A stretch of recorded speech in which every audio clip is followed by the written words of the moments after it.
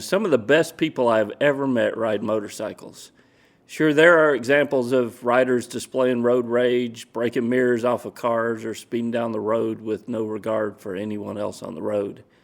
Those cases may get all the press, and people are drawn to the sensational, and the more sensational the story is, the more press it gets. But what you don't hear about is the rider who stops to help, the rider who shows compassion, and the rider who overcomes all odds to return to two wheels. Well, this week on MCrider, you'll hear about them.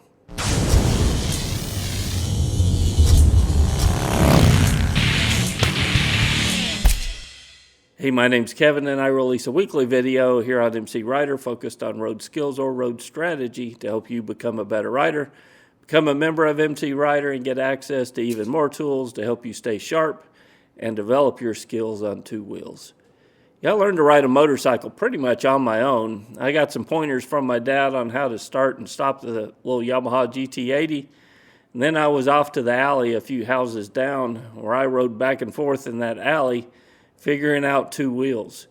The funny thing is that I don't ever even remember crashing or even dropping that little motorcycle as I was learning to ride. Well, I've since dropped a few and crashed one that resulted in an injury, but my early years of riding were without incident. I do remember one time as a kid where I got a little bit lucky. I was starting to gain some confidence in my skills, and I was moving down the alley at what seemed like a fairly rapid pace. In reality, it was probably no more than 25 miles per hour, and I got to the end of the alley. Well, the alley transitions from grass to a road that intersects at the end of the alley. I waited too long to get on the brakes, and when I did get on the brakes, I locked the tires up on the grass, and I skidded about halfway out onto the roadway on the intersecting road. Well, thankfully, there weren't any cars coming, or it could have been really bad that day. And I learned a lesson. As a 12-year-old kid riding down the alley in Blytheville, Arkansas, I learned that I was responsible for my own safety. If I do stupid things on that motorcycle, I just might win stupid prizes. That lesson helped me keep the throttle hand in check, and it made me a better rider because of it. Riding a motorcycle can teach us lessons about life. For me, riding a motorcycle brings me closer to my Creator. It helps me see the world through clearer eyes, and it helps me understand that my actions have consequences. If I make bad decisions on a motorcycle, they'll eventually catch up to me, just like in life. I think it's these shared lessons that riders learn that make us such a tight-knit community.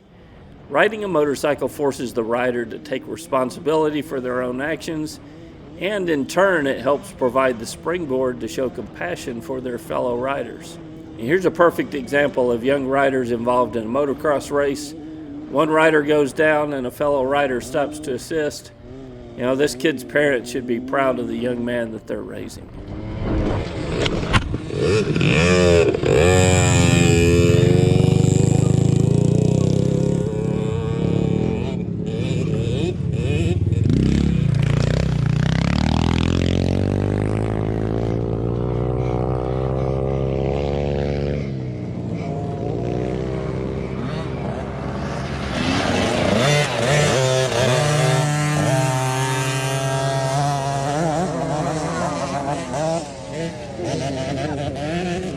And then it went forward and just smacked my leg in the head.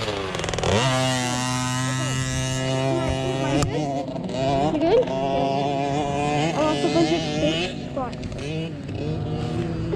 Can you help me pick my bike up? Because I can't. Stop side.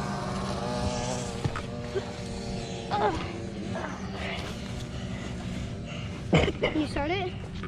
Yes. Not only did this young rider stop and see if he was okay, he went back to help him pick up his motorcycle before continuing the race. This kid gets it.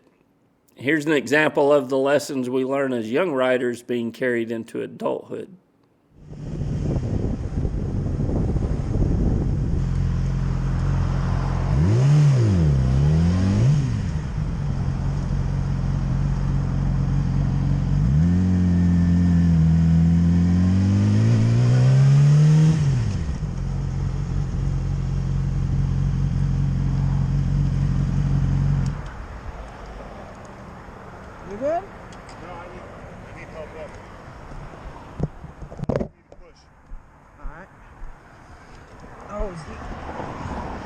Yeah, he's leaking gas. All right. You good? Yeah, I think I'm good now. Thank you. No problem, man. Oh man, you're a savior. Leaking from the top? It's just leaking from here, right? Yeah, Yeah, that's what we need. thank you.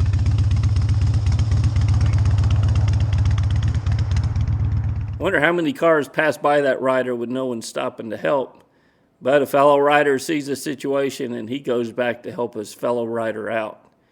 And riding a motorcycle well teaches us determination also and persistence. I've never been one of the smartest guys in the room, and though some would argue with me, I've never been one of the best looking either. But I always try to get back up.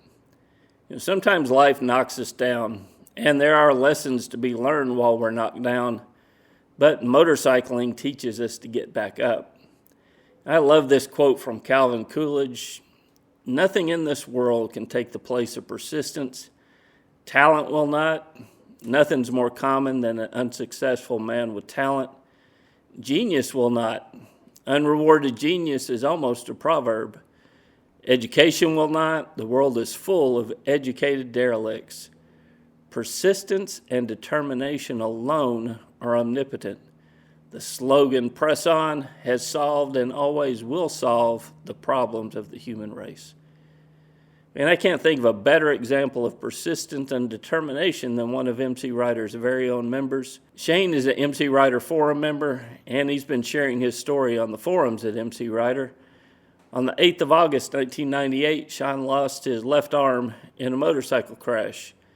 And Shane has limited memory of the day of the crash, but speed was involved as the motorcycle was found quite a ways away from where the paramedics attended to him. And Shane suffered multiple injuries, and he lost his left arm above the elbow as a result. On the forum, Shane responded to a video I did a while back titled 4 Ways to Get Hurt on a Motorcycle. Shane described his crash in detail, and he concluded the story with this. He said, "We could spend time sifting through the accident, but I always end the story by saying, you have to be careful when riding a motorcycle that the one person who is trying to kill you isn't you." And what a great quote and an important lesson that he learned from his own crash. But Shane's story did not end there. Riding was in his blood, and Shane set about with determination to get back on a motorcycle in spite of losing his left arm. He has a background in engineering and mechanical design, and he made this. He's adapted his motorcycle to be ridden with only his right arm and hand. He's got both the clutch and the brake lever over on that right grip, and he uses this mechanically designed arm that he made to assist in riding. Here's some footage of Shane riding with the arm that he created.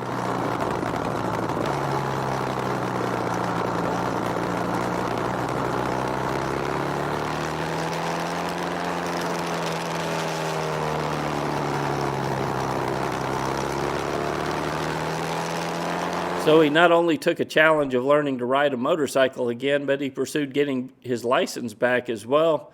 And here's a quote from him from the forums about that experience.